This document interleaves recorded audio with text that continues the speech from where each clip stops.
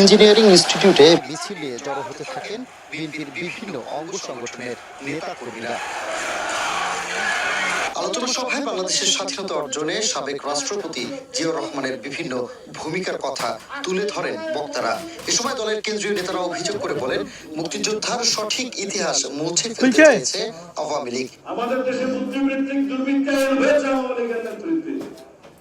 তারা বিভিন্ন রকমের বয়ান সৃষ্টির মধ্য দিয়ে এই গণতান্ত্রিক আন্দোলনের বিজয়কে, ফেসিবাদের পতনকে বিভিন্নভাবে কাহিনী মাখিয়ে আজকে এই গণতন্ত্রের বিজয়কে তারা কলঙ্কিত করতে চাইছে।